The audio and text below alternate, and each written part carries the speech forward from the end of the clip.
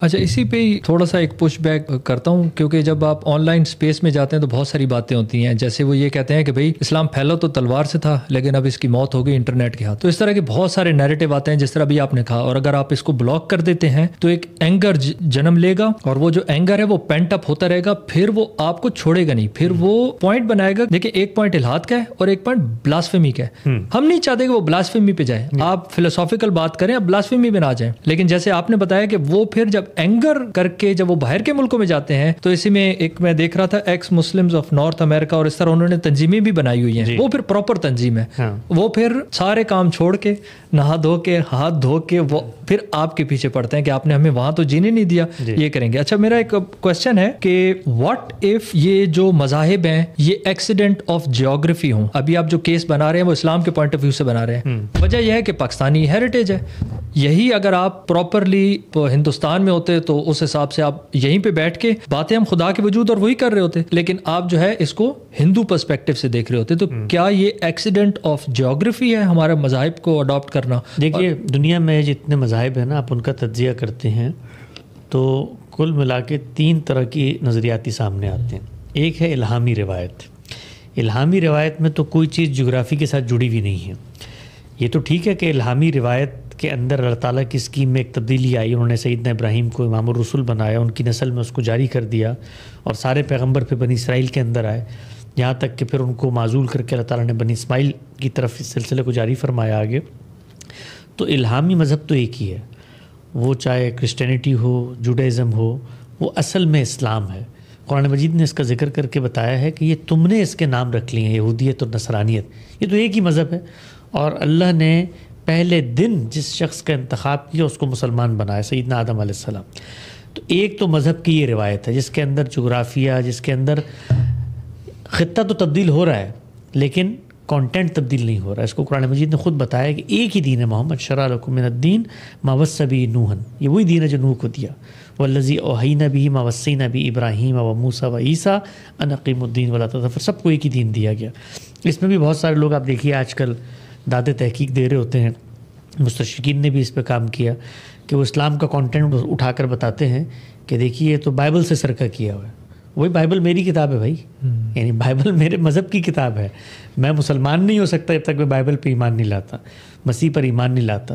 تو ہمارا دین کوئی نیا دین نہیں ہے. اسلام پہلے دن سے مسلمانوں کا ایک ہی مذہب تھا، آدم علیہ السلام سے رسول اللہ صلی اللہ علیہ وسلم تک، اور وہ اسلام تھا. لوگوں نے اس کا نام تبدیل کر دیا. بالکل ایسے ہی ہے کہ رسول اللہ نے مجھے مسلمان بنایا تھا نا، میں نے اپنا نام دیوبندی رکھ دیا، بریلوی رکھ دیا، شیعہ رکھ دیا. تو یہی معاملہ ان کے ساتھ ہوا. دوسرا جو انسان کا مذہب ہے وہ سیلف ڈسکورڈ نظریات پر مبنی ہے. اس کو آپ اگر سادہ الفاظ میں سمجھنا چاہیں تو وہ تصوف ہے. وہ ہر مذہب میں بھی پایا جاتا ہے، مذہبی روایت میں بھی پایا جاتا ہے، اور خود مذہبی روایت سے ہٹ کر باقاعدہ مذہب کی شکل بھی اختیار کر جاتا ہے. جیسے بدھ مت ہے، جیسے شنتو مذہب ہے، جیسے جین مذہب ہے، جیسے ہندوازم ہے. یہ سب وہ چیزیں ہیں کہ جو آپ نے ہندوازم کے بارے میں تو بہت ڈیبیٹ ہے کہ آیا یہ بھی کسی الہامی روایت ہی سے نکل کر اس طرف گیا ہے یا اصل میں وہ اسی طرح کا مذہب تھا. چونکہ اس میں بہت سارے ایسے کرائن مل جاتے ہیں، ان کے آپ کو گائے کی تقدیس نظر آتی ہے. خود ان کی مائتھولوجیز کو آپ پڑھیں تو وہ کہتے ہیں کہ شاید کسی بڑے پیغمبر سے اس گائے نے ہمیں بچایا تھا، اس کے ساتھ ہی نکلی. جو ہمارے سیدنا نوح کی کہانی ہے اس سے اٹیچمنٹ آتی ہے. تو دوسرا مذہب وہ ہے جو سیر باطن ہے، جس میں آپ خود اپنے نفس کا مشاہدہ کرتے ہیں اور اس کے اندر اتر کے نظریات بناتے ہیں. اس سے ایک مذہب تشکیل پاتا ہے. یہ دوسرا ہے. تیسرا مذہب دنیا کے اندر ہے الحاد کا. تو الحاد اصل میں اپنا ایک نیریٹو رکھتا ہے. وہ پہلے دن سے نیریٹو موجود ہے، وہ کو آج پیدا نہیں ہوا. ماضی میں ہماری تاریخ میں بڑے بڑے ملحدین پیدا ہوئے ہیں، خدا کے وجود کا انکار کرتے رہے. خود قرآن مجید کو آپ پڑھیں، فرعون کے بارے میں کیا کہا اس نے کہ کہتا ہے فقال انا ربکم الاعلی، میں سب سے بڑا تمہارا خدا ہوں. تو یہ ہمیشہ سے رہا ہے. اس میں ہوتا کیا ہے کہ جب سماج میں آپ کو ایویڈنسز ملتے ہیں اپنے مذہب کی تائید میں تو اس کو آپ پیش کرنے شروع کر دیتے ہیں. تو ہمارے نظریہ ارتقاء ہے، اس طرح یہ بایولوجیکل ایویڈنس ہیں، کوسمولوجی کے ایویڈنسز ہیں. بھائی اتنی بڑی کائنات ہے اور یہ جیمس ویب نے بتا دیا ہم تو ایک ذرہ ہے تو باقی کائنات کا. تو اس سے وہ نیریٹیوز مضبوط ہونا شروع ہو جاتے ہیں. کمال کی بات یہ ہے کہ مذہب کا نیریٹیو جو پہلے دن تھا وہی آج ہے. کوئی ایک چیز جو اس کا دعویٰ ہے، اس کی الہامی کتب تو موجود ہے نا، آپ اس میں پڑھ لیں، اس کا کوئی دعویٰ تغیر پذیر نہیں ہوا، قانون میں تبدیلی کی ہے اس نے۔ قانون میں تبدیلی کیوں کی ہے؟ کیونکہ لوگوں کی رعایت سے۔ جس زمانے میں زرعی معاشرے تھے تو زکوٰۃ اسی طرح دی جائے گی، وہ متعین کریں گے زراعت کے ساتھ۔ جب آگے بڑھیں گے تو مال کے ساتھ ہو جائے گی، سونے چاندی کے ساتھ ہو جائے گی۔ تو یہ عمل تو آج بھی ہم کر رہے ہیں، ہم اس کو جدید چیزوں پر اطلاق کرتے ہیں۔ تو یہ تو ریزننگ کی بنیاد پہ امتداد حکم ہے، لیکن جو بیسک نیریٹو ہے اسلام کا وہ تو پہلے دن سے ایک ہے۔ تو اگر کوئی شخص یہ کہے کہ بھئی جغرافیے کے لحاظ سے یہ تو عربوں کے لیے نماز متعین کی تھی، ان کو اصل میں جھکنے میں مزہ آتا تھا، تو یہ آج کے دور کے لوگ تو خود سے اس طرح کی کر سکتے ہیں، تو یہ عربک ٹریڈیشن ہے جو اسلام بن گیا۔ تو سوال یہ ہے کہ نماز عربوں نے متعین کی تھی یا خدا نے متعین کی تھی؟ خدا نے کی تھی۔ تو خدا بتائے گا کہ میری پرستش عبودیت کیسے کرنی ہے، تو اگر عربوں کو بتائے گا تو مجھے بھی اس کو بتانا پڑے گا۔ تو خدا نے متعین کر کے ہمیں بتا دیا۔ تو ہمارے اس طرح کی کچھ یہ بھی ہوتا ہے کہ بہت ساری چیزیں جو کلچر سے ریلیٹڈ ہوتی ہیں وہ مذہبی ٹریڈیشن میں بلینڈ ہونا شروع ہو جاتی ہیں۔ جب وہ بلینڈ ہو جاتی ہیں تو کچھ عرصے بعد اس کے چونکہ ہسٹری مل جاتی ہے اس کو، آپ کے ہیروز اس کو اپنا لیتے ہیں، تو آپ اس کو مذہب کہہ کے پریزنٹ کرتے ہیں۔ جیسے ہمارے فقہ ہے، اب یہ فقہ جو ہے وہ ہمارا اسٹیٹ لا تھا، مسلمانوں کا اسٹیٹ لا۔ جیسے دنیا بھر میں لا کی روایتیں ہیں، رومن لا ہے، کامن لا ہے، سول لا ہے، تو ہمارا اسٹیٹ لا ہماری اسلامی فقہ تھی، لیکن بتدریج اس کو ہم نے یہ ایسے کہہ کے پریزنٹ کیا کہ یہ تو اصل میں خدا کا قانون ہے، خدا کا حکم ہے۔ تو اس کے نتیجے میں بہت سارے کلچرل بائسز، بہت سارے ٹریڈیشنل نارمز، بہت ساری ایسی چیزیں جو جغرافی سے ریلیٹڈ تھیں وہ اس میں شامل ہو گئیں۔ مثلا آپ فقہ کی کوئی کتاب اٹھائیں تو وہ اپنے ٹائم اور اسپیس پہ بات کر رہی ہے، اس کا مجھ سے کوئی ریلیشن نہیں ہوتا۔ تو وہاں اگر کوئی مرید آ کر مجھے کہتا ہے کہ یہ دیکھو یہ تمہارا جو فقہ ہے، تمہارا اسلام ہے، یہ تو غلام لونڈیوں کی بات کرتا ہے، تو میں کہتا ہوں بھائی عرب میں تھی نا، تو اسی لیے بات کرتا ہے، عربوں میں تھی، ہمارے یہاں نہیں ہے۔ تو فکر ہمیشہ ریجنل ہوتی ہے، لیکن جو پیور تھاٹ ہے وہ ان سب سے محاورہ ہے۔ چونکہ ہم بیٹھے ہیں ذرا فرینک ماحول میں ہیں، تو اسی لیے تھوڑا سا میں پش بیک بھی کرنا چاہوں گا کہ آپ کی ان ساری باتوں سے آف کورس میں تو ایگری کرتا ہوں، لیکن ایک پش بیک یہ نہیں ایگری کریں گے تو ایسے باہر نہیں نکل سکیں گے۔ ہاں یہ بھی مسئلہ ہے۔ اچھا مجھے کیسے پتا آپ ریزننگ پہ ایگری کرتے ہیں نا؟ تو ہاں پوائنٹ تو بہت ویلڈ ہے آپ کا۔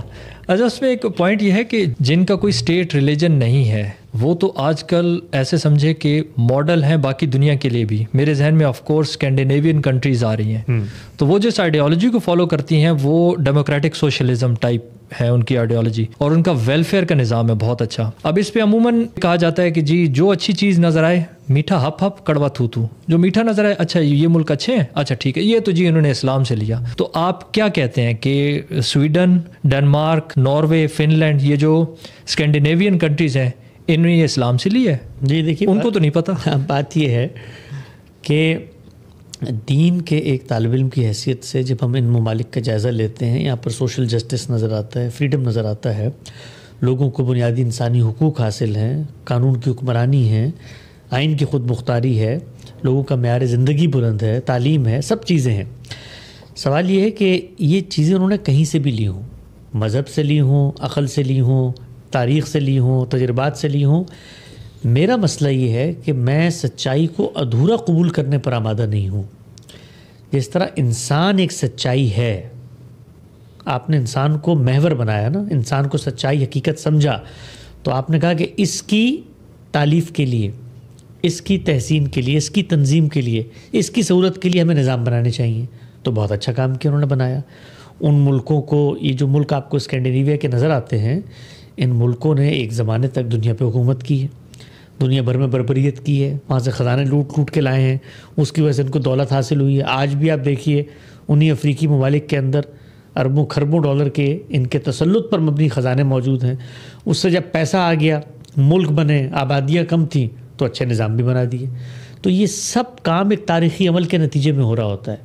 میرا سوال یہ ہوتا ہے کہ جب کوئی کہہ رہا بھائی انسان بڑا خوش ہے، اس کو دنیا میں سب کچھ حاصل ہو گیا، اور اس تو سوال یہ کہ اسکینڈینیویا میں لوگ نہیں مرتے؟ تو اگر لوگ وہاں مرتے ہیں تو مذہب کی ضرورت اور مذہب کا سوال تو بالکل اسی طرح کھڑا ہوا جیسے جنگل کے اندر مذہب کا سوال کھڑا ہوا تھا۔ مذہب کا مسئلہ موت ہے، آخرت ہے، ڈے آفٹر، مرنے کے بعد کیا ہوگا، یہ ہے انسان کی حقیقت جاننا ہے۔ دنیا کے اندر خیر و شر کا شعور اس کو دیا، جن معاملات میں فیصلہ نہیں کر سکتا اس میں حتمی فیصلہ کرنا ہے۔ تو یہ ضرورت تو جنگل میں بیٹھے ہوئے ایک بندے کو، تو اسی طرح اسکینڈینیویا کو بھی ہے۔ یعنی انسان کو انسان سمجھنے کے بعد سوال یہ پیدا ہوتا ہے کہ انسان کا خالق کون ہے۔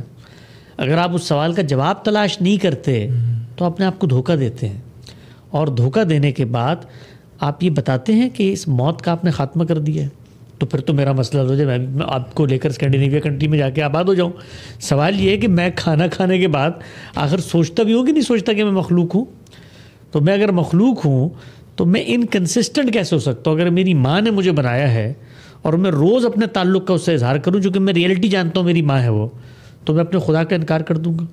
تو یہ عام طور پر بڑا سوڈو انداز ہوتا ہے چیزوں کو دیکھنے کا کہ جی فلاں ملکوں کے اندر بڑے اچھے نظام بن گئے ہیں، یہ نظام انسانیت کے خون پر کھڑے ہو کے بنائے گئے ہیں۔ یعنی یہ بھی 200 سال ہے، یہ جو مغرب کی آپ کو تہذیب نظر آتی ہے یہ گزشتہ 200 سال کی تہذیب ہے۔ اس میں سوشل سائنسز کا ریولوشن آیا، ریفارمیشن کی تحریکیں اٹھیں، مذہبی جبر سے وہ لوگ آزاد ہوئے، یہی یورپ تھا، یہاں پر کلیسا کی حکمرانی تھی صدیوں تک، اور پھر یہ دنیا میں گئے، انہوں نے دنیا پہ حملے کیے، وہاں کی دولت لوٹی، وہاں پر لا کے اپنے ملکوں کو آباد کیا۔ آج وہ بڑے اچھے شریف بچوں کی طرح چھوٹی چھوٹی آبادیاں ہیں، جتنی ہمارے محلوں کی آبادیاں ہوتی ہیں 3 ملکوں کی آبادیاں ہیں، تو وہاں آسانی سے آپ انسانوں کے مسئلے حل کر سکتے ہیں۔ لیکن دنیا میں اس سے بڑے مسائل بھی ہیں، تو ان کی طرف بھی توجہ کرنے کی ضرورت ہے۔